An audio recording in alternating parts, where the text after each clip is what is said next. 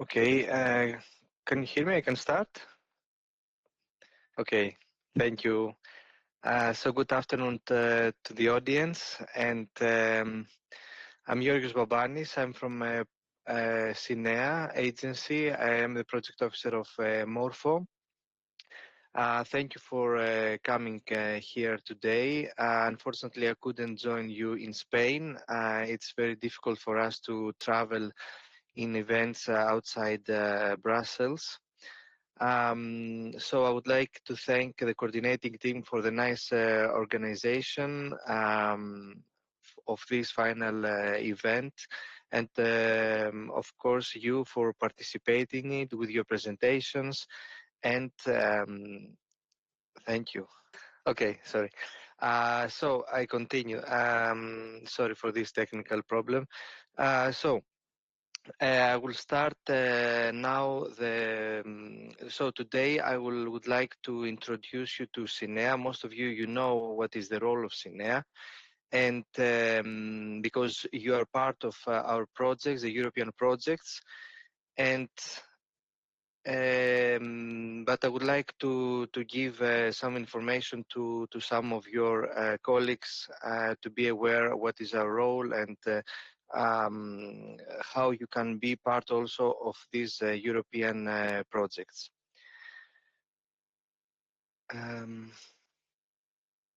So I will begin my presentation with a brief overview of CINEA, who we are and what we do. A part of our project portfolio will be presented with the main focus on aviation, digitalization and advanced manufacturing.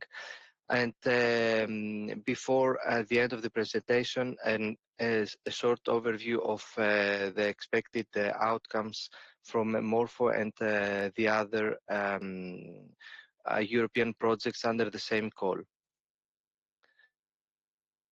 CINEA is one of the 6 executive agencies that implement and monitor European projects. For those who don't know, the acronym is this acronym corresponds to the Climate Infrastructure Environment Executive Agency, which was established on 1st April 2021.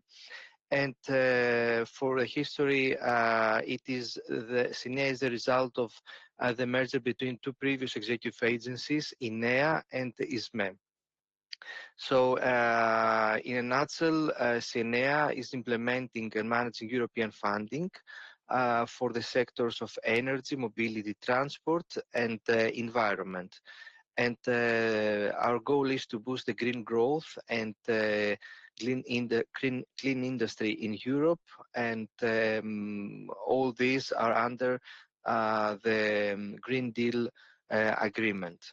CINEA has experience more than 8 years of managing calls, financing and monitor projects. Currently, the whole executive agency handles more than 2,800 projects, and this number is expected to be increased and reach more than 4,500 projects in 2027. Now, CINEA counts with highly experienced and with the right expertise staff to ensure the sound implementation of our delegated programs. Is engaged into the management of projects throughout the entire project life cycle, so that we can better advise applicants and beneficiaries and provide feedback to the European Commission on project and program implementation results. We are responsible for the whole project life cycle, and to give you more details on that, one, we are responsible for the preparation and the launch of the calls for the proposals, and once the calls close, we have the follow-up of the technical advancement of the project. I forgot to explain you that we are responsible of the evaluation and the selection of the proposals, and finally turning them into projects. Then we have the follow-up of the project's progress. We are monitoring their development, their progress. We are involved and sign amendments. We are visiting on site the projects, and of course we do the payments. At the end of the project, we are giving a feedback to the European Commission of your findings. We translate them in the right, let's say, vocabulary, and we do our best to convey your message to the policy officers. Now, a few words about the transport research innovation at SINEA. I will give you an overview. Here you see a cumulative figures, including Horizon 2020 and Horizon Europe projects. So here we can see ongoing and closed projects. Till now, the transport sector of research innovation at SINEA has managed 707 projects, correspond to 4.5 billion euros, and all this in different sectors of the transport. On the right, you can see the number of projects per thematic area. It's clearly that the aviation, green vehicle, batteries, and waterborne gather the biggest budget and the bigger number of projects. Now I will move on the portfolio that the aviation sector handles. Here we see that SINEA handles more than 130 finished and ongoing projects are under research and innovation, and these projects handles more than 670 million of EU funding. Here we see some, we'll give you some examples of the thematic areas that are covered under Horizon 2020 and Horizon Europe. You can see, first of all, the subject that you are engaged, which are the structures and health monitoring. We have projects on digital transformation, multidisciplinary optimization, composites, digital twins, of course, CFD modeling and simulations, disruptive aircraft and engines, propulsion and aerodynamics, airport and aircraft operations. We have projects on SAF, hydrogen and electrification, green airports, ground operations, projects on climate impact, emissions, lower quality, and noise. Of course, we have projects on safety, de-icing, urban air mobility projects and drones, and urban air vehicles, and more others that you can find in our website. Of course, you can visit the websites of projects that are linked to these areas. To go in more detail, here we can see some of the projects that are in life and some that have recently finished under the digitalization and advanced manufacturing. Here you see a project that today are part of this review of this final event, and is MORPHO, of course, Kailestis, DTRO, Nextair. Some of them I'm the project officer, so I have from very closely follow their progress, and I'm very proud of the achievements they have reached so far. I will not go into more detail since you have already seen and interact with these projects. I will mention some other projects as well, like Infinite, Dominio. Infinite is a project that is ongoing. Dominio recently finished. Genex is ongoing, and Sustainair recently finished at the end of the last year. So our always recommendation is to interact, to build a relation and interact between this project. Dominio and Sustainair recently finished. It's still um, in a stage that they provide deliverables, so they're still active. And for Infinite and Genex, feel free to contact still these projects and receive their inputs, the public inputs, in order to build a database and help your research to move on, but also share your information and your achievement with these projects.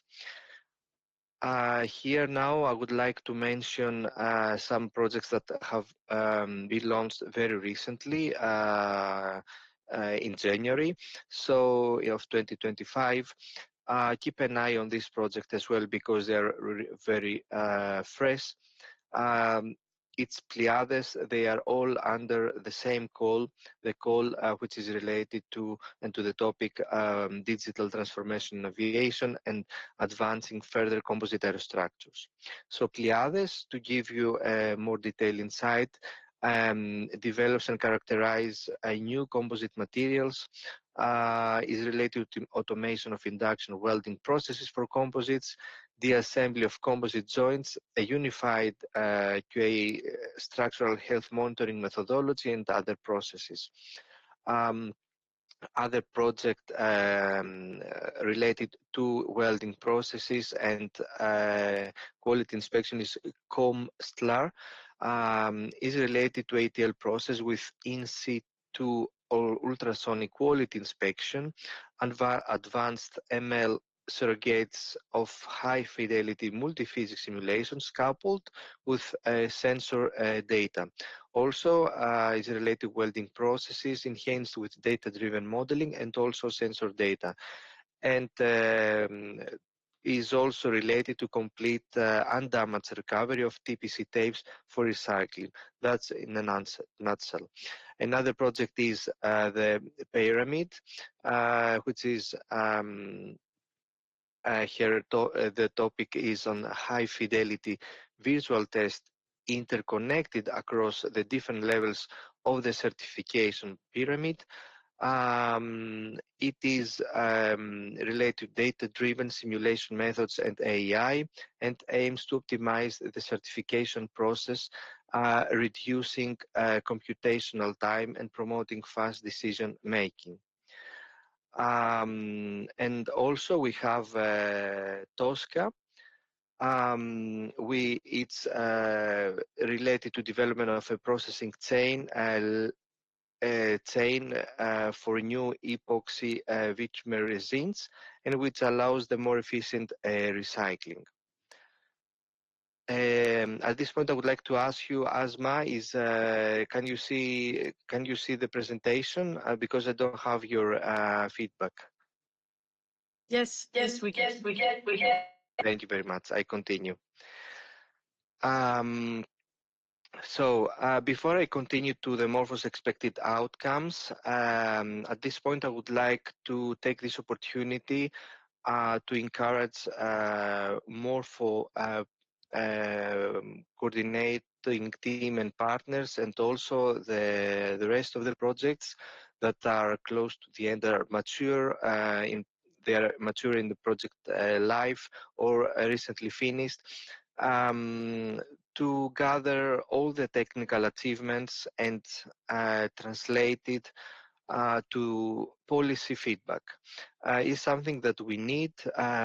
Most of the projects have it as a requirement, as a deliverable in their project, and I would recommend you to build a common document that you can merge all the lessons learned from each project that have common scientific area to share, and provide this document to us.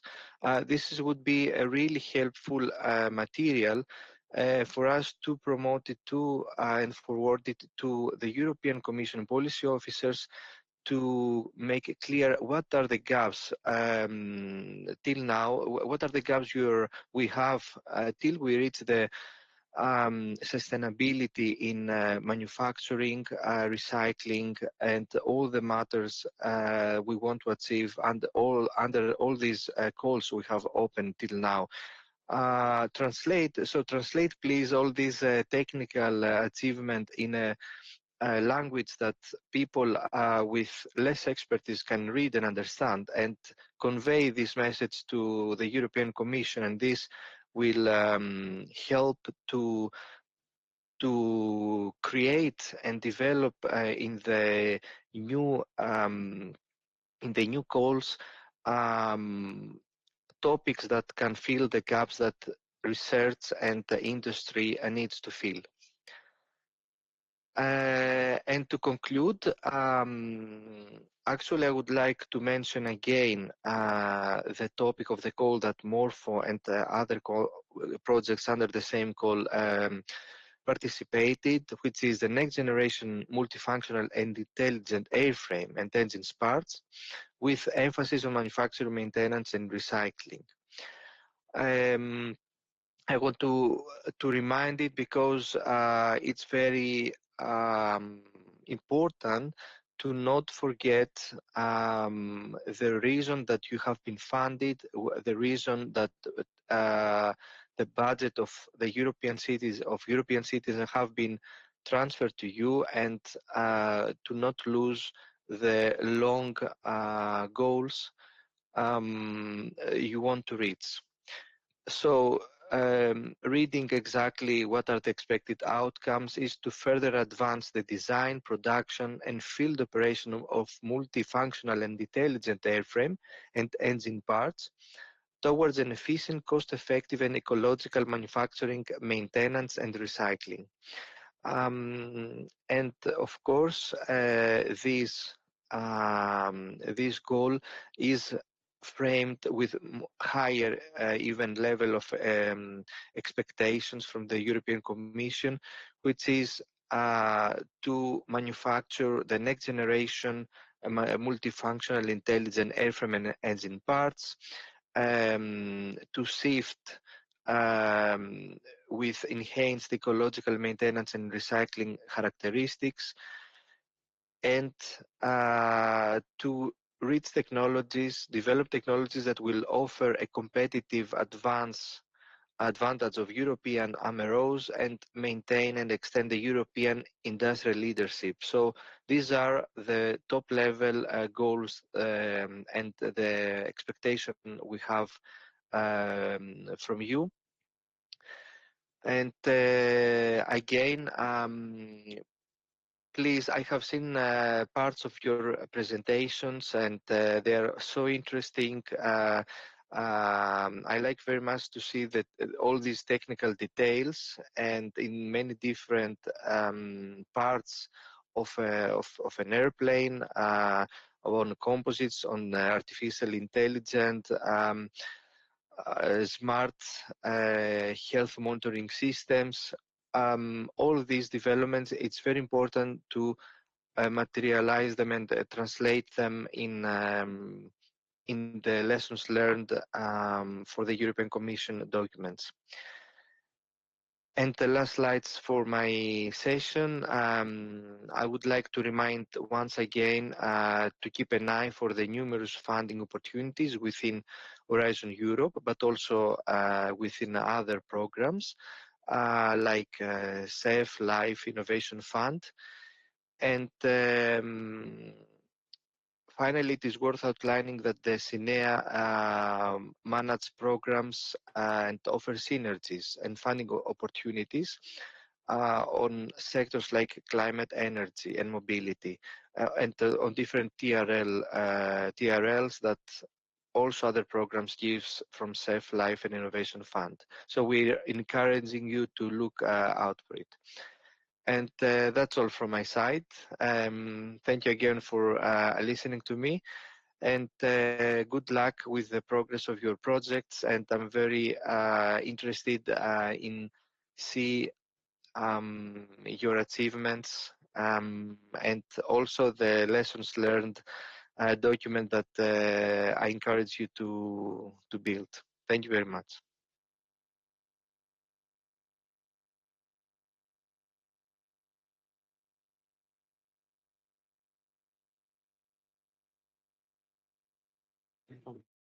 Thank you very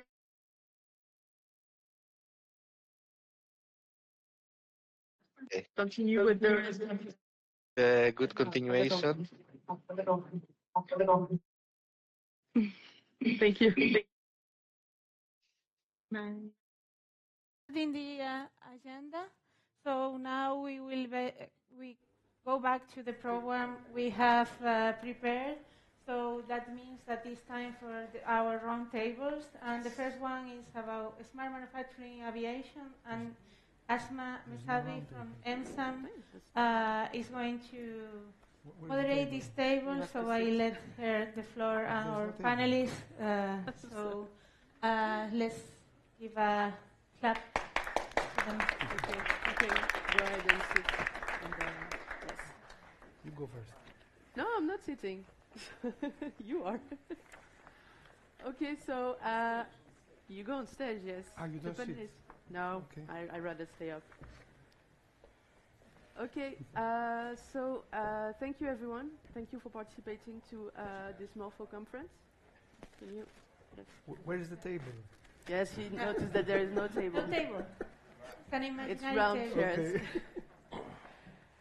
Okay, so the topic of this session is smart manufacturing in aviation. What's next?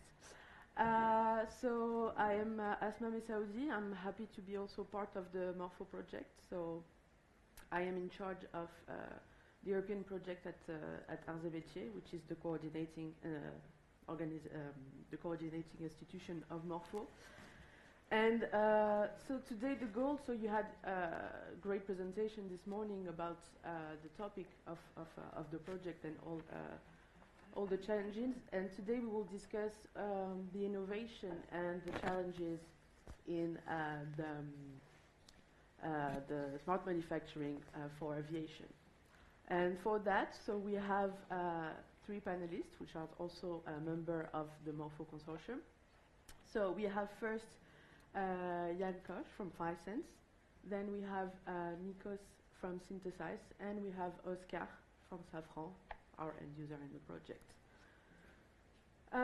So I will start by asking Jan a question. So in the MORPHO project, the Bragg sensor are highlighted, and how does this sensor So yes, how does this sensor transform the manufacturing and the life cycle assessment of multi-material structure, and especially since it's the topic of the session in the aerospace components? Mm-hmm. Yeah, thank you, Asmaa, for the kind introduction. At first I want to start with the fiber optical sensors and explain a little bit about what we've done and how they are useful. So we are using fiber Bragg grating sensors, which are a periodic modulation of the refractive index in an optical fiber. And this modification is inscribed locally into the fiber, so we have only a very short section of the fiber of about 1 millimeter length, which is responsive to temperature changes and applied strain. The sensor is reflecting only a single wavelength, having a broadband light source, several sensors can be put into one fiber, and so we can create a quite dense network of sensors. The optical fiber is very small and can be good integrated into carbon fiber parts. So this was also one of the main tasks in the project, and we had several issues we had to overcome here. So integrating the fiber and sounds quite easy. Just putting it on the preform and then let's go. But was not so easy because the situation in RTM is quite harsh. We have a closed mold, high pressure. So from this environment, the fiber has to be protected that it is not getting damaged. In the project, we used a process sealing to feed the fiber into the mold and the part. And this has to be additionally sealed in our laboratory and then implemented. The first trial was not so successful. We had a lot of issues with fiber breakage, so we had to modify this whole setup. We changed the inner protection from a stainless steel tubing to a PEEK tubing, which is more flexible and allows us more freedom in guiding the fibers to the distinguished sensor positions. We also removed some of the carbon fibers to prevent the fiber from the damage during compression. And so to summarize that, we have two mitigations to prevent the fiber from being damaged. This was one, the design constraints that we are having different fiber radi we must assure, and the second one is additional protection. This fiber has one specialty. When we are using visual light, the light is scattered at the sensing point, so this can be used to identify the fiber on the panel so that we can verify that every FPG sensor is on the correct position. And with this setup, we were able to successfully monitor the manufacturing of the panel, as well as the process, like the temperature rise, the curing, and also the resin arrival could be monitored with the fibers showing change in the signal. And so I think we have a very powerful sensor system, and showed that this can be a reliable sensor for monitoring different steps in the process. And I think to answer also your question, how this affects the manufacturing and the life cycle management, as Theo already presented in his talk this morning, with artificial intelligence, with neural networks, we can use this sensor information to create lifetime estimation. And for this, fiber optical sensors are well suited because of the high sensor density. We can get a lot of sensing points inside the panel, and so establish a database with a lot of data for training the models. Thank you, Jan. Okay, so now I'll go to Nikos. So Nikos, I know you've been presenting a lot today. You're not finished. So as we saw in your presentation, so your dielectric sensor are a real breakthrough for carbon fiber environment. And we were wondering how this innovation impact the efficiency and the quality of aerospace application, and also because you have two questions, because you have two presentations, you have one that's linked. What challenges remain for broader industrial adoption? So yes, two questions in one, sorry. Right. No, they are both interesting questions, so no problem. I think for development we have done in MORPHO, and we have proven that these sensors can work in a really challenging environment, which was the application that Safran chosen to use in MORPHO. So After that, after the trials, we are confident that our sensors can really perform well, especially for our space where you have carbon and so challenging specifications. And I can tell you that we have already sold these kind of sensors to customers for the moment for R&D use, because this is important for aerospace. It's everything needs to go step by step, so it's important to for the, let's say, for the OEMs and the tier 1 manufacturers to start using our sensors mainly in the development phase, but of course the next step is to use them during production for monitoring, and then in the longer term to use them for controlling the process and make the process more adaptable and more intelligent.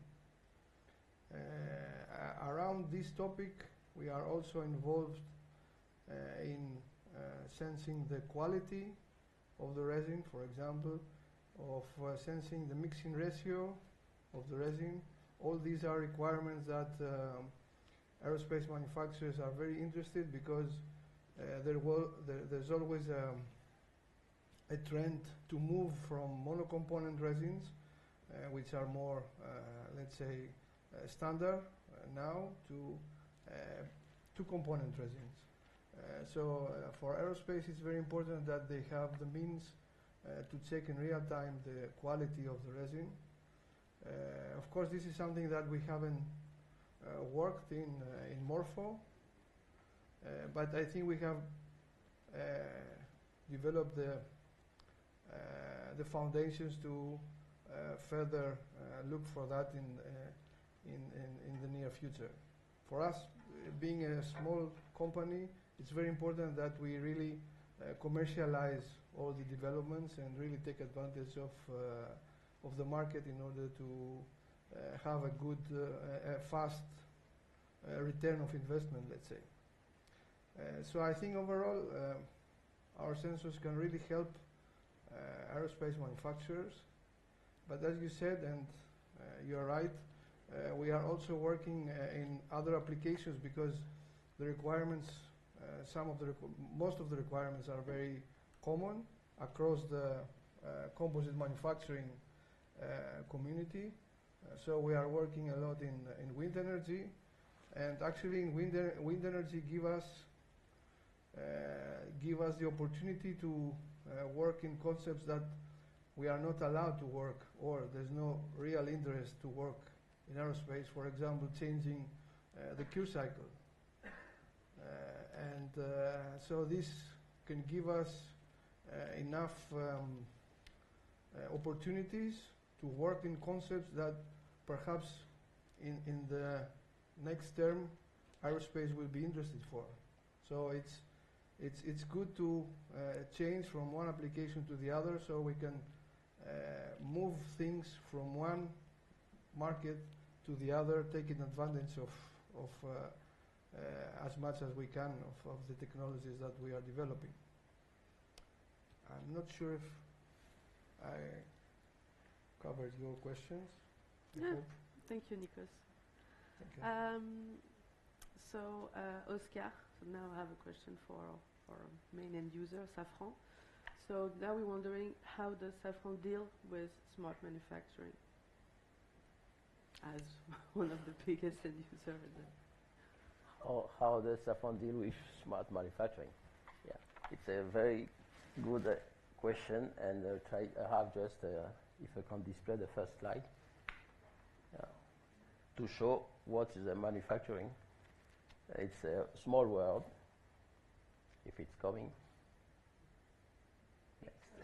It's a small world, meaning that you have the inner player, like a system, and outer players.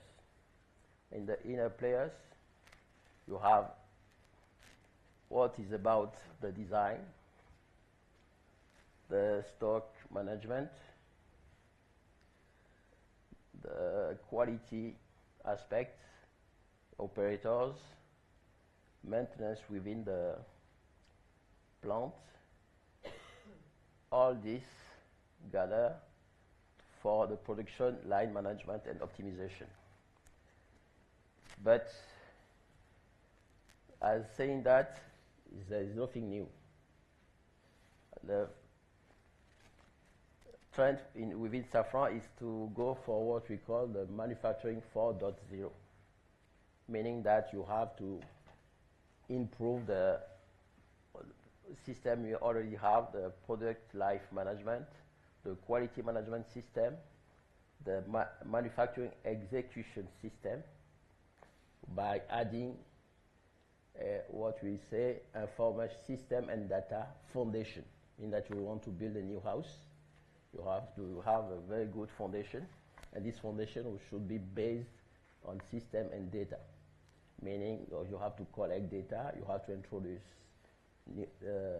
digital tools, digital twins, and this will help to improve the product life management from the design to the life operation and service around this product.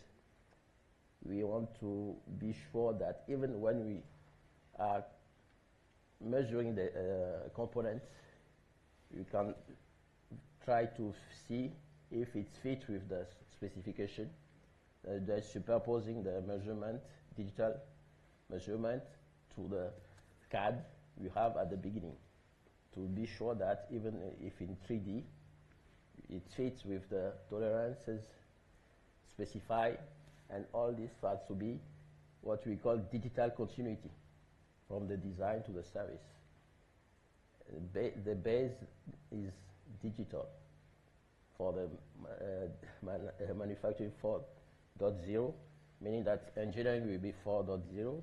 It could be next maybe 5 or 6 in a few years, I don't know.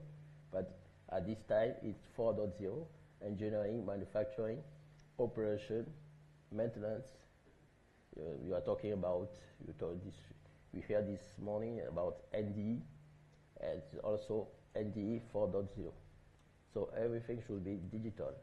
And the levers for that could be, of course, you have the digital twin, but what will be the main tools? You have the digital inspection. You have industrial Internet of Things. You could have the 5G, Wi-Fi for wireless transmission. And all this will help us.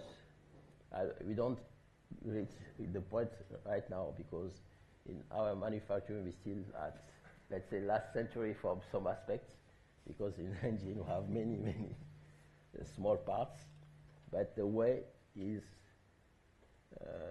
defined and we're moving to that. Thank you, Oscar.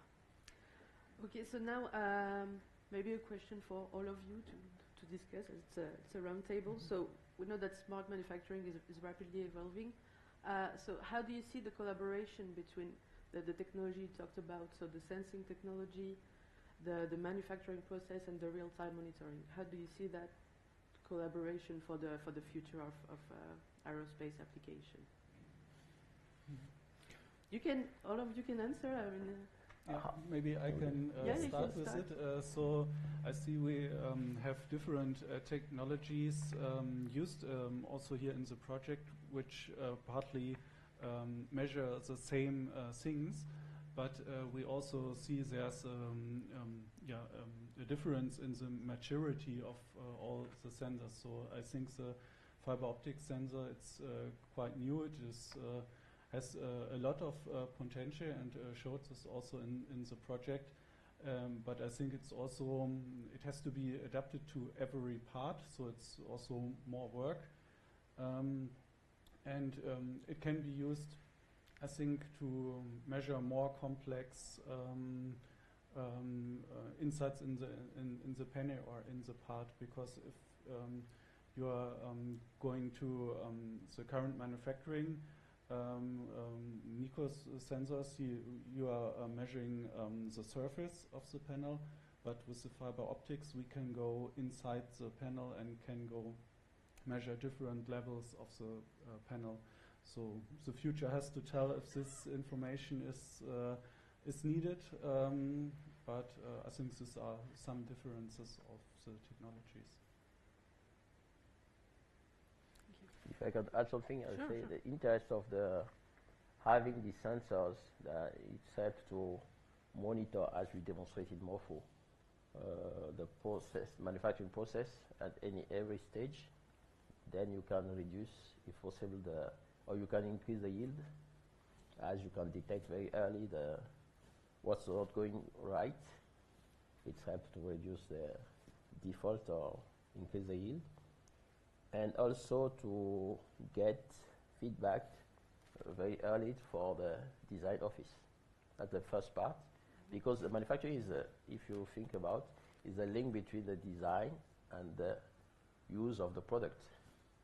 It's a gap, and the gap is manufacturing. So you can have the feedback through design, and can get feedback as you put sensors in between during manufacturing. You can get feedback from operation also.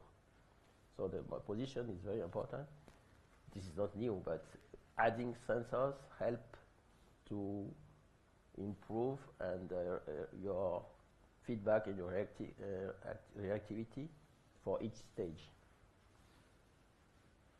Yeah, manufacturing is not a gap, It's it's bridge. reality. It's a bridge. Yes, It's a reality, yeah. what makes things real. So, Yeah.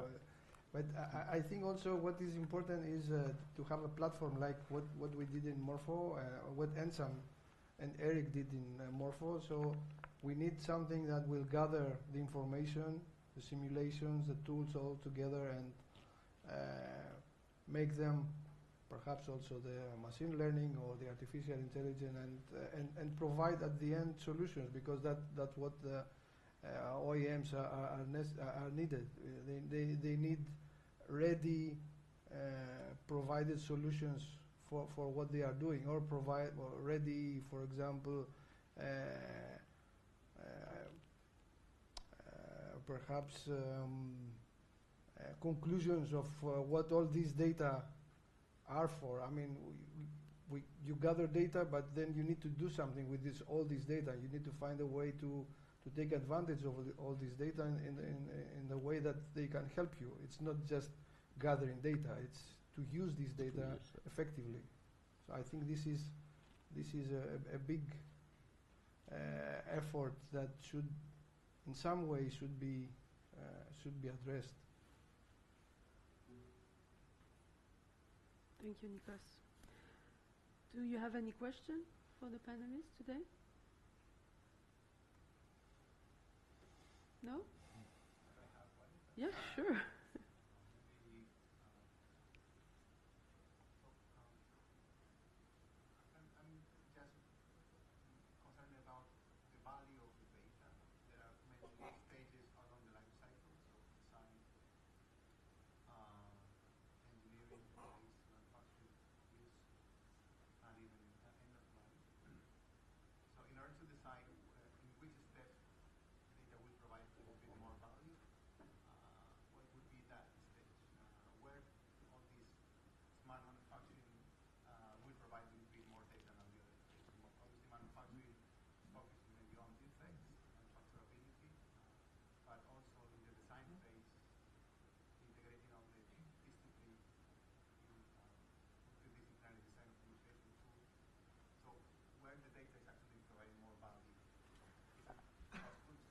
I think data provide value at every stage on the chain. When I talk about data, it's not only about sensors. It's also part number. When you have which you have in a record, knowing that on this engine you have this part number for the final configuration. When something happens, you can go back to the record and say, at this point, what was the component used, and you know when it has been used, when it has been put. That have this record on the life of the life of your product. That's why the data is very important, because the product life management is very complex, from the supply to the operation. You have many steps, and if you don't have this record, it's very difficult to come back and find out where the discrepancy potential happens.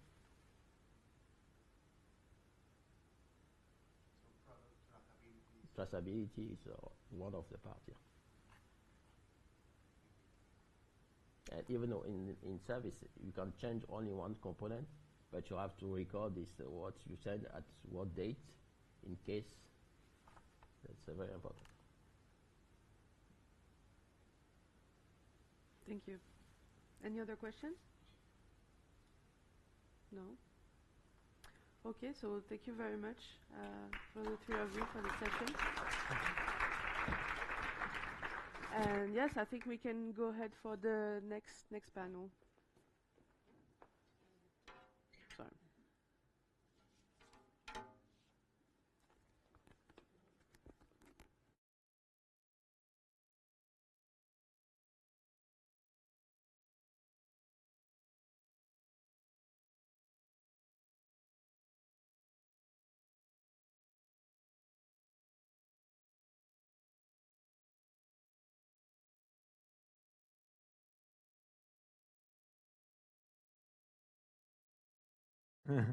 Okay, now you can hear me.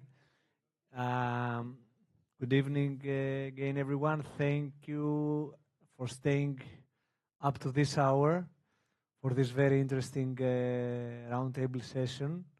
I'm Theo Loutas, and I'm going to be the moderator for the next roundtable, which has the provocative, let's say, title, Structural Health Monitoring.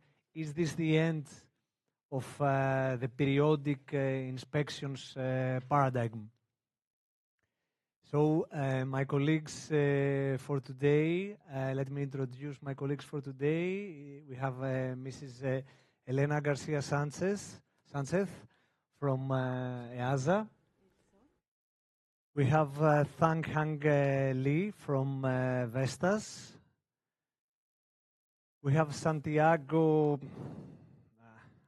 remember your name, Santiago Parente de Castro, Mr. Santiago Parente de Castro from Navantia, and Dr. Morteza Moradi from TU Delft.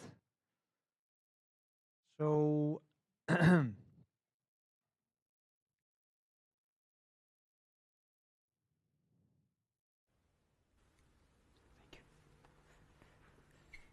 we are all ready by now. So our topic is on structural health monitoring, and with your help, we're going to cover some very interesting stuff, some very interesting advancements in this very field. And we have the chance to have different industries representing this case here today. So I will start with Elena. And I would like to ask her from the regulatory point of view, what do you think are the key challenges behind the certification and the integration of SHM systems into industries that are inherently safety critical, like aviation? What is your view on this topic? So first, thank you for inviting us to EASA to Vigo. So I represent also my colleague Simon Wade, who has been following this project from the beginning. If you can please play the slide.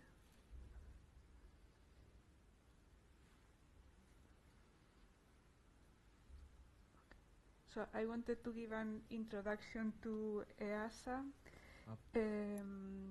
EASA is the European Union Aviation Safety Agency that was founded in 2002. We are an agency like the CINEA before. Thank you.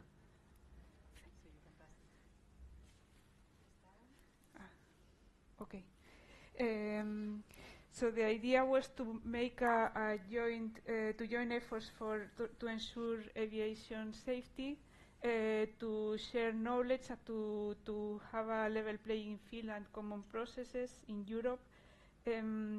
So before there was the comment that EASA has a heavy regulation, but finally the objective is to improve safety. And the mission of EASA, to be noted, is not only safety, but it's also to facilitate a single market, and one of the EASA values is to promote innovation. So, so for the safety, so the safety objective, so it's a high standard. So in terms of numbers, there is the probability for a catastrophic failure should be less to 10 to the minus 9 per flight hour, and this is translated in certification to the damage tolerance of a structure. So here on this, here in this graph is the growth of a crack, for example. So it starts very small, and then as the cycles advance, the crack grows. We prefer to start at the beginning of when there is many cycles with a very small growth, because later with a small increase in time, there is a high increase on the size of the crack. Today we are discussing composite damage growth. So the current approach is normally no growth, so this is already a change. So we are dealing with this new challenge, and also the challenge of new sources of variability. This has been explained before by Safran. So there can be variability of the crack size, of the sensor location, of the quality of the installation, of the loads, of the propagation behavior, environmental conditions, aging. So this is all adding new sources of uncertainty that have to be well controlled. So in terms, also I would like to mention, so this is when the system is functioning well. In case there is a failure, we want to know that it's not latent, that it is detected, and also that the system has some backup, like redundant features or an alternative inspection that will capture it, of course with maybe less reliability than before, because then there is no commercial interest.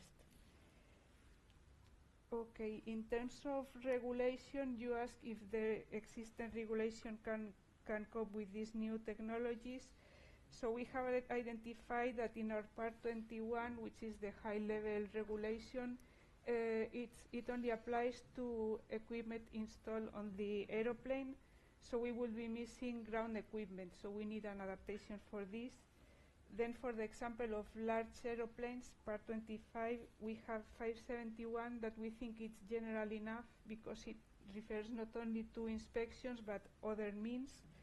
Then we have Part 26, that is now in Part 2165, which is to ensure the continued integrity of the structure, so that is already in place.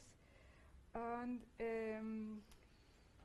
yes, and so the regulation seems to be mostly there. What we will need is more guidance, but we can take example from the engine world that I'm sorry I'm not so familiar, but there's already condition monitoring to ensure that there is thrust, and now it could be extended to the integrity of the structure. And now for the helicopter world, for vibration health monitoring, there has been a recent publication of ANC with very interesting materials, and there's also a SAE working group that is trying to develop this for aeroplanes. So we are getting ready for this, but we appreciate very much the work you are doing to get to know new technologies, the challenges, the potential to keep an equivalent level of safety, which is our final objective, or even better, because you can do more frequent inspections. So I appreciate what you have been learning here, and I hope that it can be kept in a repository so we can reference to it to keep building up on this. And if there could be also lessons learned for HSM, even better. Thank you very much indeed. Whatever you need from your part as EASA, as the major regulatory body of Europe, what you need from these projects, I think that we should give them to you wholeheartedly, let me say. So anything you want or anything that needs, as the project officer said also, that needs to be continued, needs to be continued. We have to put that extra energy, even if there is no new extra funding. Okay, so we have to stick to that. So thank you for your presentation. I think you have a question towards me, or not? Yes, yes. Okay. And why is that? Because initially the moderator should be Dimitrios Zarouchas. I took his place. One question was supposed to go to me, but I will still accept it. So, please. Yes, so Theodoros is professor of the University of Patras, and on the topic of harnessing machine learning for real-time structural diagnostics and prognostics, how do you see machine learning and data-driven models influencing the accuracy and reliability of SHM systems? Are these technologies robust enough to replace traditional inspections entirely? Okay, that's a couple of very good questions. It's undoubtedly machine learning brings revolution to any field, but also to the field of structural health monitoring. This cannot be doubted, I think. And with the aid of machine learning algorithms, we can do things that previously we could never imagine them. For example, we have evidence in the literature and in our projects that you can use artificial intelligence and ML algorithms to diagnose incipient damage that is about to happen earlier than without the use of machine learning. Machine learning gives you the opportunity to handle data from multiple sensors and even from multiple sensing technologies, from different sensing technologies. Something that, again, was not so straightforward before. Also, machine learning and stochastic, probabilistic, let's say, versions of machine learning algorithms can also deal with a very challenging problem of prognostic, the estimation of the remaining useful life. Having said all this and knowing that we have at our hands powerful algorithms, still, and as I said this morning, still the most important thing, to my opinion, and as much as I have seen in my research and in other people's research, the most important thing is still the training data. What kind of data, what kind of data sets you use in order to train your algorithms, your machine learning algorithms, to do almost any kind of task.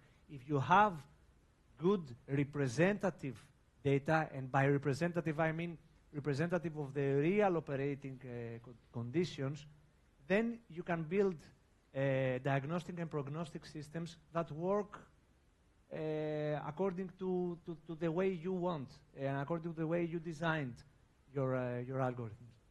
So I cannot stress enough the importance of training data. And in this field, another revolution can come from the digitalization, that a word that touches most of the projects that we've seen today.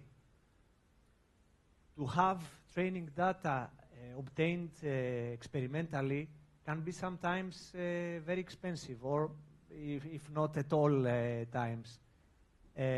So we need digital tools, we need simulations, but reliable, good simulations, in order to enrich the training data set both with data from the physical and the digital world. Also, I've seen ideas, and we have some concepts to use generative AI to enhance, to produce synthetic data and enhance the training data sets. So it's really is a new, let's say, world that is opening in front of us, and we need to keep up.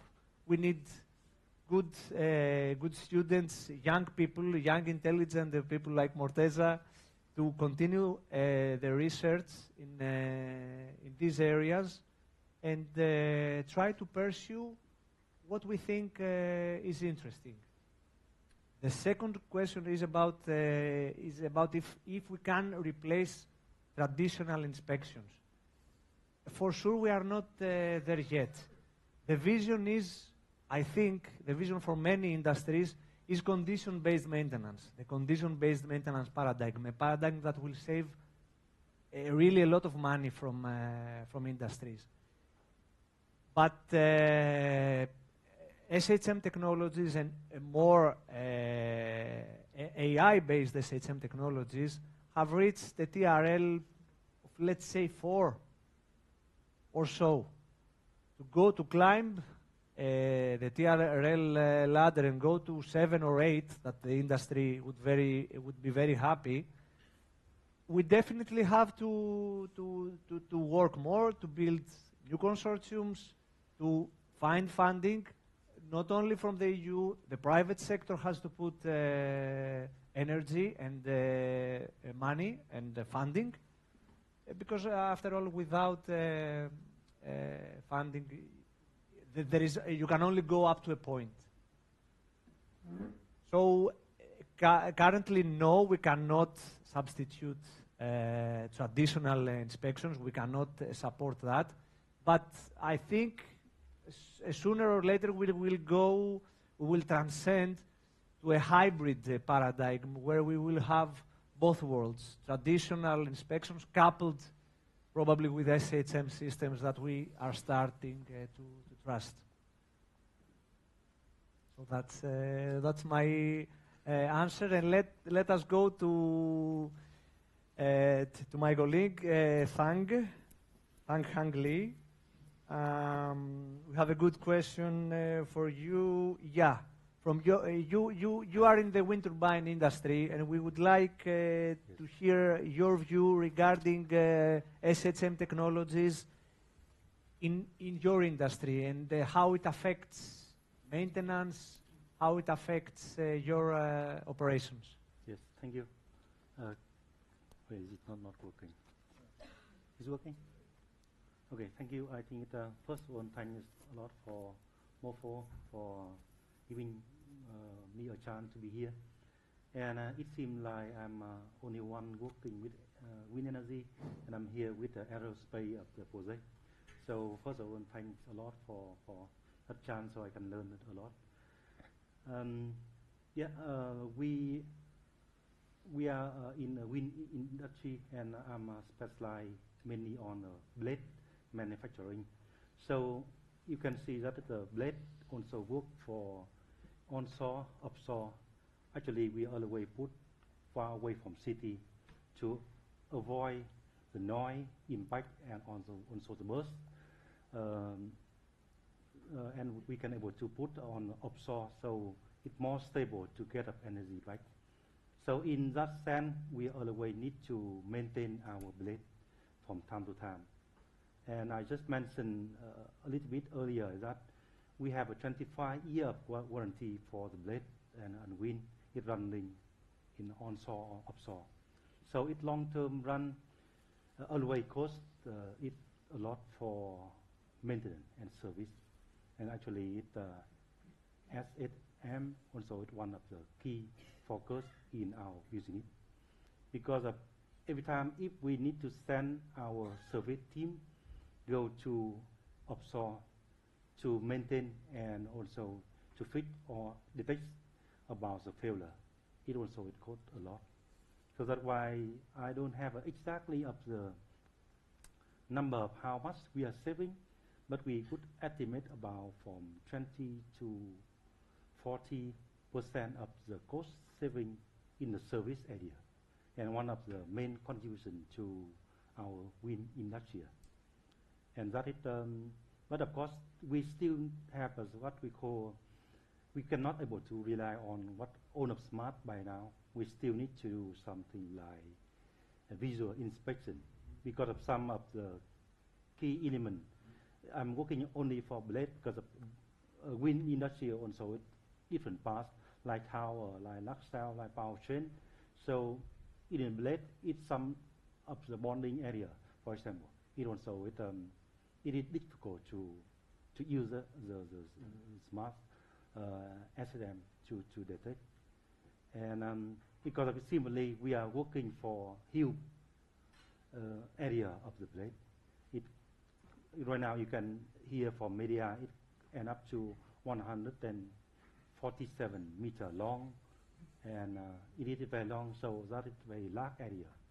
So how come we can able to make sure that we can use the smart device to detect? That also is one of our challenges right now between cost and then manual and traditional condition of detection.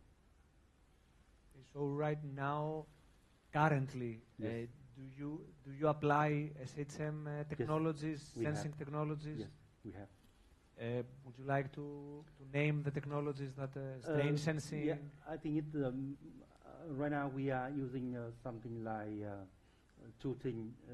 It many things, but I only would like to share in my area that we are using the AI vision that they can able to put camera and detect with what different, and then that it sends signal to us, and then we can able also use the AI to detect what different in leading edge protection, because of wind blade always working under extreme condition.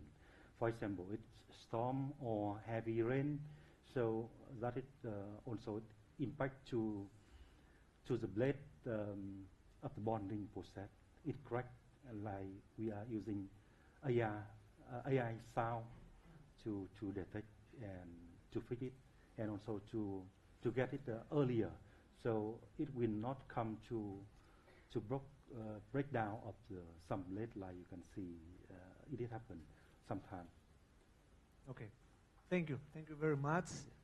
And let us pass to Santiago. Santiago, you represent Navantia, so we are lucky to have your view from the maritime sector. And please tell us if there are technologies that you are interested, if SHM has a role in your operations and in your company and industry. Thank you, Theodoro. Thank you also to Javier Pereiro and the rest of the FEUGA organization for inviting Navantia to this amazing MORPHO final conference. And the answer is yes. In the maritime industry, we have SHM. It's called Ship Structural Health Monitoring, one more S, but it's the same. And I'm going to speak a little background regarding the maritime specific, and then I'm going to introduce a little bit about some European project we are working with. Great. SHM. Okay. As I said, in maritime industry, we consider SHM as the continuous monitoring of the structural condition, combining both sensor system and numerical models, simulation models. The sensors and monitoring equipment are installed on board the critical structures to collecting data and on how the hull responds to the wave loading condition, to know the behavior of the ship. Then the simulation model about the structure analyze data to obtain insights about the structural condition and provide to the relevant systems information in order to personnel on board for the decision making and so on. And Navantia is the design authority of their own ships, so therefore we know how the hull responds into the sea conditions. We have to take into account, when we calculate the structure of the ship, a lot of loading conditions, environmental, degradation due to a failure, collision, impact, a high pressure wave due to an explosion, a lot of scenarios you can imagine. For each of one, we have a design model, and now with the availability of disruptive technologies and their feasibility to be deployed on board, we can use now the design models for the first time in history, not only to optimize the design, but also during the life cycle of the ship, for the first time in history with the design model.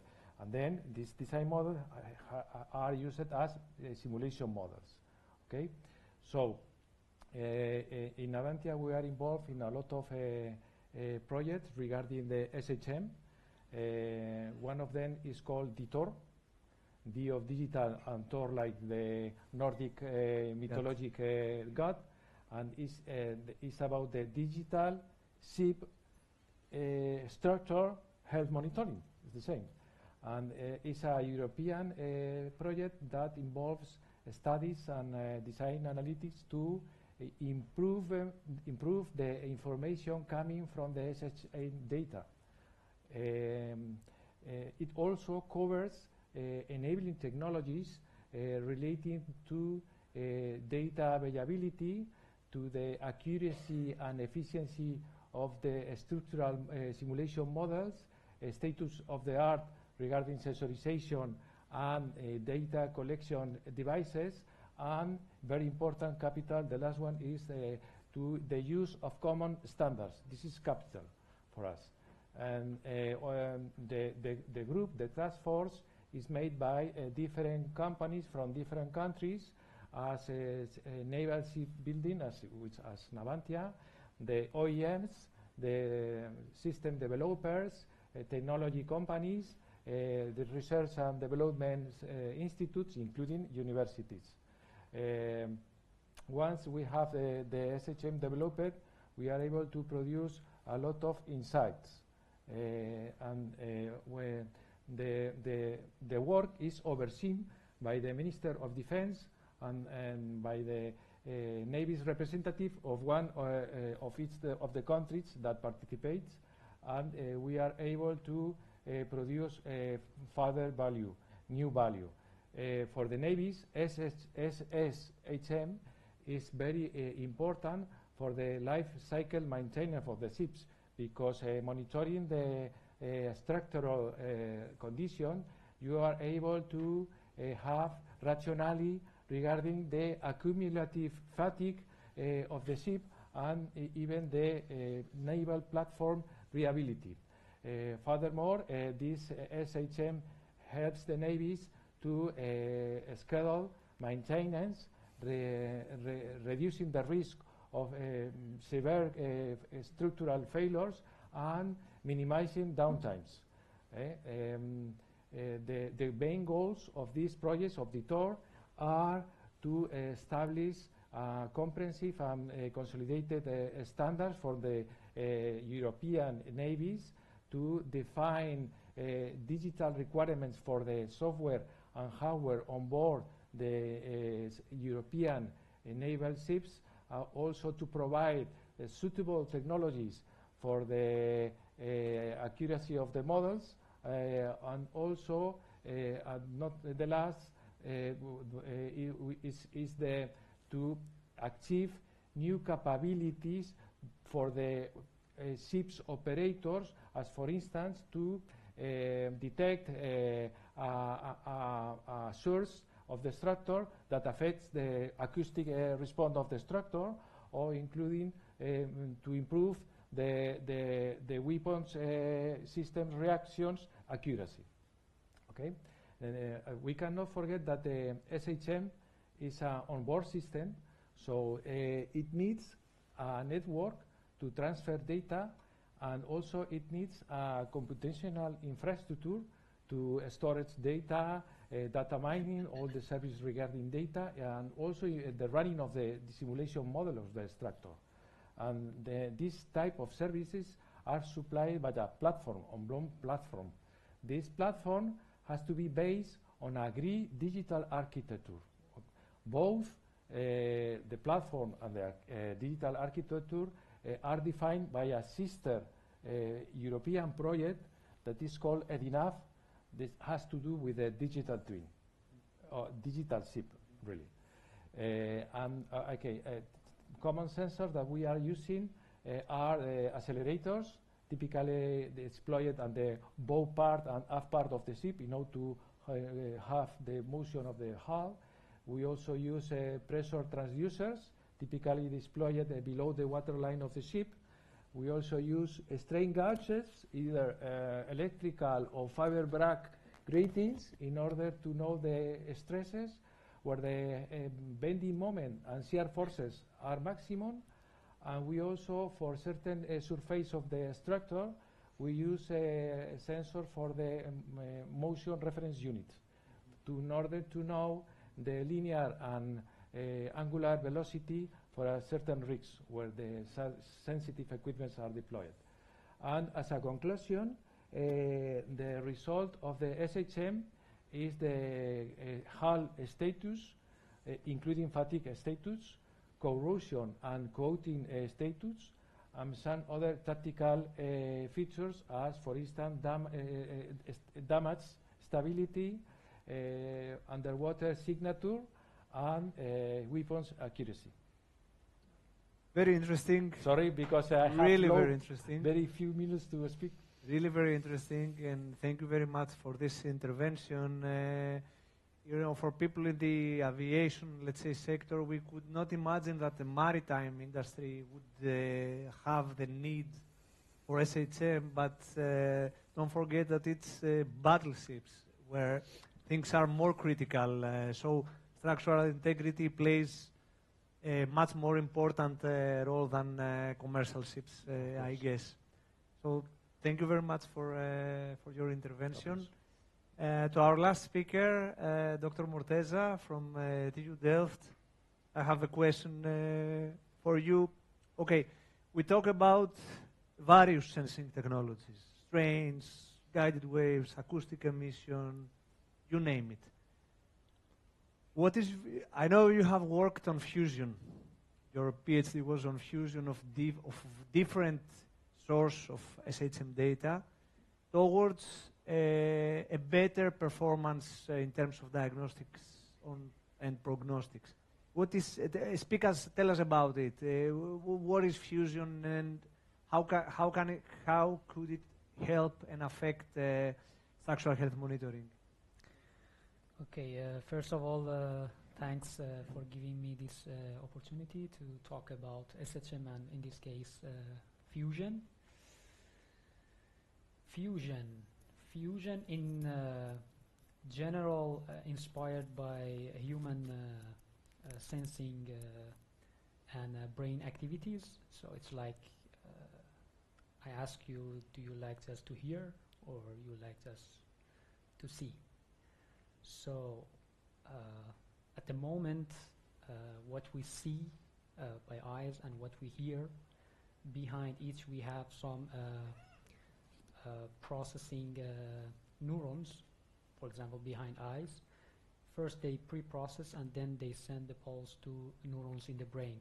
So, and after synchronization, we have a central unit to process and to digest what's going on at the moment around us. So we have fusion at different levels. First, from same type of sensors, we have fusion of both eyes, both ears, and also, more importantly, we have fusion of different sensing technologies. I mean, now I'm moving towards SHM. Okay. So, of course, more sensors and more different types of sensing technologies will help to better understand the status of the system, in this case, structure. So, can improve decision making afterwards. Okay, so but there is always a big but, that with what cost, especially considering commercialization afterward. Because yeah, as a researcher or someone interested, I can say put lots of sensors on the system, different sensors, but why? This is the first question. I mean, as a human, we have only 2 eyes, right? Do we need 3 or more? This is evolution, you know. This is we always talk about optimization, and evolution is type of optimization. And the same way for structural health monitoring. So we need to have enough sensors from the same sensing technology, and I would say if we have from different types of sensing technology, really different, it would always be helpful, okay? But enough similar sensor. For example, we don't need 100 PZT sensors for just passive sensing. Sometimes 10 is enough, depending on the application and the system that we have. So this is very important. That okay, now sometimes distinguishing that different sensing technologies are really different or not, this is a big question, because most of the SHM techniques are based on solid deformation which reach to the surface of the system structure in this case, so a strain measurement. We have optical fibers, I mean we have many experts here, but we know that it measures somehow deformation on the surface. Again, piezoelectric sensors, it's more or less similar, right? But the concept behind is totally different from, for example, infrared camera. It measures temperature, right? So imagine that something is happening inside the composite, inside the structure. Imagine that we right now are in one of the layers of composites, right? And something is happening here. What type of events can release and can cause some changes? One is solid deformation that causes a strain deformation at the surface. The other thing is thermal heat transfer between different layers. So due to the thermal conductivity. So these are different sensing technologies, and beside this, which is really physics-based rules, also, for example, acoustic emission is different from guided wave. Both are piezoelectrics, but they measure different things. So acoustic emission is passive, and if there is a damage initiates, it catches, right? But guided wave is more is active technique. It's like, okay, imagine I stand behind this wall, I yell, and someone else from the other side listens. It's different from the time that we have a hole in this wall, right? So the roots of waves propagated is from the sensor, not from the damage. So these two, this is for this case, acoustic emission and land wave, we have the same type of sensors, but they measure different things. But yeah, each one has its own unique properties. Acoustic emission has better temporal resolution, so better resolution in time, while a guided wave or land wave has better resolution in a spatial domain. But we lose somehow the resolution in time because we are limited based on the number of inspections that we do. So okay. This is I hope I could Okay, thank you, Morteza. Well, let me thank all of you for your nice interventions, and let me open the floor to our audience to hear from anyone if you have anything you'd like to say on the very topic of structural health monitoring and how you see the evolutions and the advancements in the field. Are there any questions or remarks or observations? I think we've covered you. Yeah, please.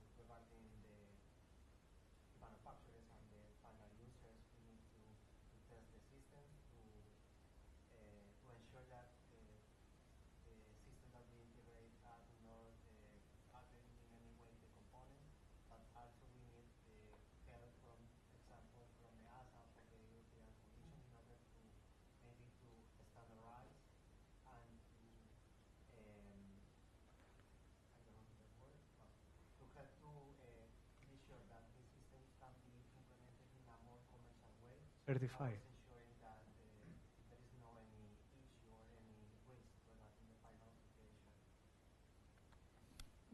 But I think that is already covered by the current system for certification. Already, for a change of manufacturing process of composite, you need to demonstrate that the process is consistent, reliable. So I think it will be the same process that it has to be done. Yes.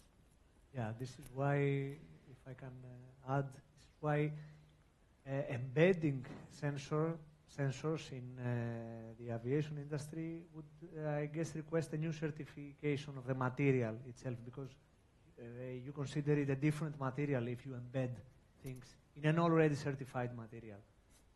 So there is a change.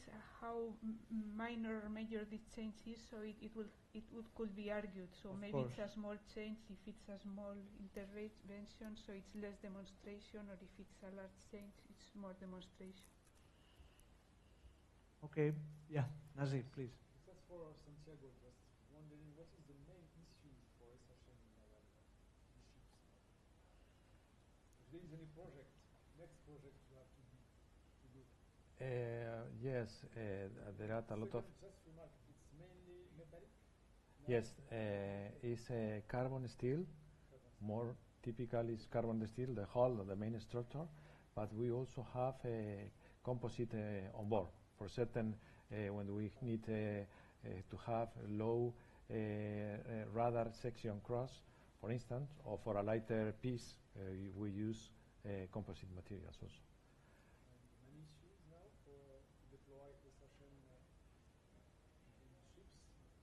Yes, it's, as you know, the situation is demanding a lot of shipbuilding ships, and but all of them are going to be carbon steel. And just to, it's mainly passive sensor, passive approach for a session. In what you using all these sensors that you no. They are going to be deployed as a application of the digital twin, because of the simulation model I spoke about. At the end is a component of the SHM, but the SHM is going to be one application of the digital twin of the ships. Okay, let us thank our speakers. Thank you very much.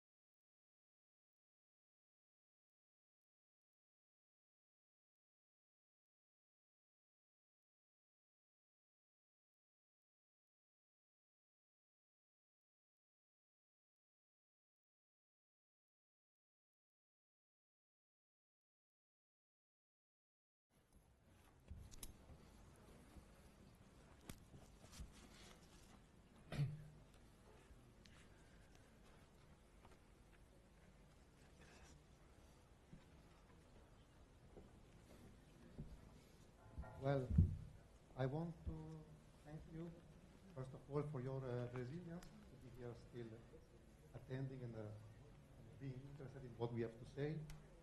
And this is the third of the roundtable. And as you can see, it's about recycling in composite materials. Lots and lots of opportunities there, many of them, for sure. There will be so many that we can grab, but each opportunity usually has got a challenge. That is reality. And as we have demonstrated in the presentation in the morning, in particular with laser to the bond and the use of fibers, we are fearless. We just embrace the challenge and try to progress. And what I want to say that this topic is very close to my heart because it's not about us, it's about the sons, the daughters, and the generation to come. We just tell what needs to be done now for the future.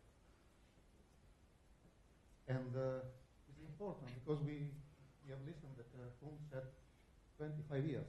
What is manufactured now in 25 years will be a problem. Because don't be fooled. You can make a part with sensors that is very useful for a plane. You can have it working. You can have lots of technologies, embedded, functional composite. You can have so many functions in one part. It's very sexy now. It's very cutting edge. But there will be a day in the future when that same part will be a piece of garbage. And you have a problem. At that point, you need to recycle it. And working with metals is different. If you have a company that makes laptop in aluminum, and you can recycle them as many times as you want. 100%. Maybe you have a problem with energy, but you can recycle. With composite, we have lots of pictures in there, but we have a problem at the end of life. And to solve the problem at the end of life, we need to think about it now and have the life cycle analysis and do what we did, what you did in MORPHO, and also what Twing is doing and the professor at Vigo is doing. We need to think ahead. We have a challenge. We need to think ahead because we will have most of the challenges. The other generation will have the opportunity. So we need to act now. And on that note, to make it more interesting, I'm just making it random. And we can start with Twing. She's a researcher in Santiago, and the topic that we will discuss is about sustainability in recycling carbon fibers. And I want also to go to the other speakers before we go into the question. And we have Constantinos from he's professor at University of Patras, and he explained the wonderful simulation about the bonding and the assembling in the morning. We will continue on that topic. There is Quentin that also in the morning explain what they do in Comet and stopping of fibers and recycling of fibers. And we have a professor for University of Vigo, and Felix will explain the glass nanofibers and all the work that is done in Vigo, and the challenge of adding recycled fibers, recycled glass fibers into the process, and maintaining the viability of the process. Because, of course, sometimes recycling doesn't go hand to hand with economics. Sometimes it costs a lot. But what we do now, as I said before, will empower the new generation to do what is possible physically, but it is something that we need to act on now. Like trying with MORPHO, these opportunities to chop the fiber, to make the resin disappear, the time is now. Because we will inform what is coming. Going back to Thang, on the sustainability of recycling carbon fibers in the carbon fibers for the composite, I would like to make clear that recycling both uncured and cured composite, as she does over there, and the fact that we have both cured and uncured composite, they bear different challenges. So I want to ask to think, how do you solve these challenges? What is your proposal? Which is the way of thinking? Yeah, thank you for the presenting. And hello everyone, good afternoon. And maybe to understand my work, I will explain one or two sentences about Synthesites. Synthesites is Belgium Research Center of Textile and Composites. So we work mainly on technical textiles and textile reinforcement to use in the composite, the different structures, the surface treatment, recycling, and reuse them. So for composite, in my mind, there's two kinds of sources, valuable materials. So the first is the end-of-life composites. So that means we have a lot of promising technologies in the market to recycle, to recover these carbon fibers. And our job is to promote and improve the reuse of these recycled carbon fibers into new composite. We know that it's not easy. Now the market is not so great to use this recycled carbon fiber. And also the second type is our new project. We want to deal with uncured materials. That means the post-product pre-breaks. You know that this carbon fiber with resin, with frozen conditions, is not cured, is no polymerized, so it's easier to reuse them, but we need to define a good condition to use them. So for the first recycled carbon fibers, in our site, we want a developer our new adapt sizing formulations to apply on this recycled carbon fibers. About the sizing, maybe I explain a little bit. It's like a very thin coating on these fibers. Normally, it's a very standard process for different kind of fibers, the yarns, including carbon fibers. But every company have their own formulation of this sizing. So they don't want to share their secret of these formulations. So in our side, we want to develop this sizing, especially for the recycled carbon fibers, in order to increase their addition force between the sizing, between the carbon fibers and with the sizing. And we know also for the different resin, we should develop the different kind of sizing because the chemical link between the sizing is different. So here in our project, regardable size, we develop a sizing formulation for epoxy resin. We can increase the mechanical properties to 19% of the final composite. So that's one thing we have done. And for the uncured materials pre-preg, we try to connect this waste productions directly from companies, but we keep on the frozen conditions. It's not easy. And then we try to do a systematic study to understand the aging of the resin and which kind of pre-preg we can use and which kind of pre-preg we can't use anymore.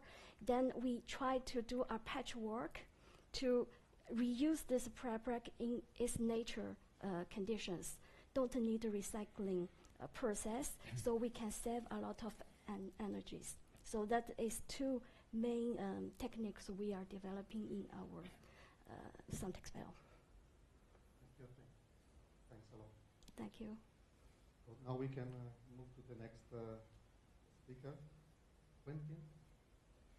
And we have seen during the presentation in the morning, and also we have seen some samples there of the chopped fibers. And the idea of making the resin disappear, because get from a thermoset the fibers again. The word thermoset says the entire story. There is no liquid. to go above. There is no way to melt or to join with a welding system. So the shape is that the component is born with a shape, it takes the shape, it goes to the landfill, or it is recycled. There is no other way. Of course, there is recycling, there is repurposing, there is reuse. There are options, but they are very minor. .something%. Recycling is what we should focus on. And what Quentin is doing in Comet is basically making the resin disappear and recovering the fibers. And what I want to ask to Quentin is, could you explain the process and the research and development need in your company, that is the Comet Group, and then your particular company? Can you explain why there is this need for research and development? It's not plug and play, but you need to research and develop the process. No, indeed. For this, it is important, I think, to make a little bit of history. You must know that the metal recycling activity at the very beginning was quite simple. It just consists in shredding the waste, and then by magnetic separation, you get all the ferrous metal. And 25%, 75% is the ferrous metal, and 25% they went to landfill directly. But in the 25%, we have a lot of rich material, a lot of non-ferrous material, aluminium, copper, zinc, lead, brass, of high value. And until beginning of the year 2000, there were still landfill. But at a certain moment, authorities decided that we had to pay attention on the landfill of the shredder residue, and then we begin to invest in R&D for the recovery of what we call light fraction of the shredder residue. And it was the beginning of the company Comet Treatment for waste treatment. And with the R&D we have in our company, which is composed today of approximately 11 researchers, we also have a lot of projects with the university research centers, research center, and also we have a project like this project, where we developed the new facilities that will be set up, and the new facilities are several options, several functions. One function is to reduce as much as possible the volume that is landfilled, and today we are capable to recycle up to 95% of a car. The second function of the facilities we want to set up is to increase the quality of the product recycled. This is not because we recycle something that the product that we have recycled is of the best quality possible, and we want to refine the quality to increase the quality of the product to recycle to get them higher value. And this is a second aspect of our research activity. And the third aspect is licensing, but this is another point. And the fourth aspect of the research we do, and this is linked with the topic of today, is that we have to anticipate the waste of tomorrow. A good example is the car. Fuel engine in the I wanted to say in the past, but this is still the case now. Followed by electrical motor, and then maybe in the future hydrogen motor. We work today already on recycling of hydrogen car, even if they not exist on the market, because we know that in a few years we will have to do to deal with that. We started also in 2012 a project for the recycling of photovoltaic panels, even if they didn't exist as waste at that moment on the market. But today, we receive massive flows of PV panels. We have, for example, 1/3 of the French market arriving in our plant for recycling. This is because we have anticipated the needs. We have also to do the same on several other topics. But today, for example, we are capable also to recycle the light e-mobility, like the electrical scooters. Received a lot of them. Electrical bikes, this is the same. And the recycling of the carbon fiber is in line with this strategy. Today, we have in our feedstock not that much carbon fiber, but we know that in the future they will arrive. Even more that on top of MORPHO, we are also involved in a project, in a regional project which is called Planum, which is intended to recycle full airplanes. This is a project we have with Sabena Aerospace, and we have to be prepared to receive a lot of carbon fiber to know what to do with it. And according to the tendencies, it could be within 10, 15 years, maybe. But we have to be prepared for that, because manufacturers, they don't care about the recyclers until we speak with them. So if we want to keep the competitiveness, our competitiveness, you understand? We have to do that. And to summarize, I think you can said so many times to be prepared. And this is what I tried to say before. It's the time to act for the future generations. And that is a reality. If you like it or not, all composites we make, the most sexy, the functionalized one day will be a piece of trash. That's the reality. So we need to think now what to do with that when it will come. Okay. Now let's go to Felix.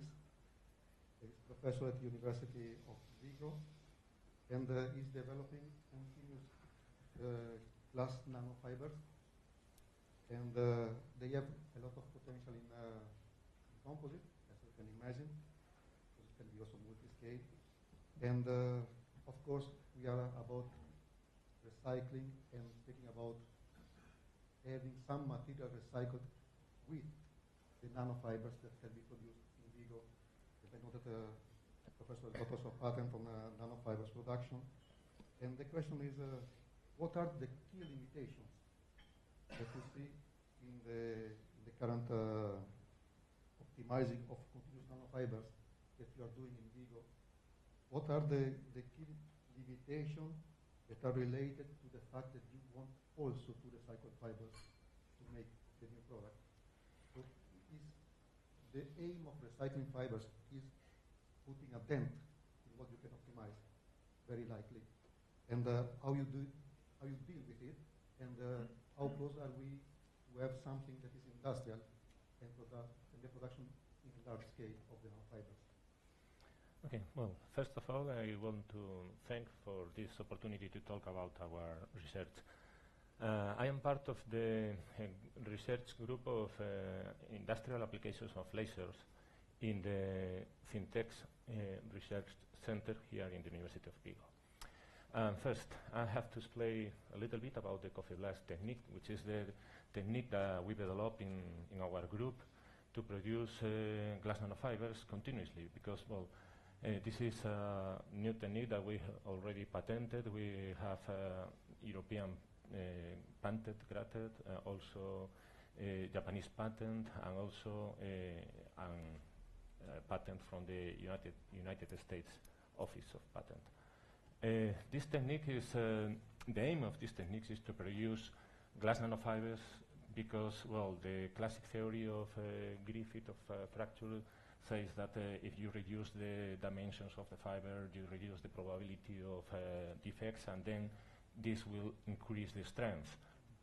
But also, at the same time, there are many, many examples of nanofibers, nanotubes, but they are, most of them are very short.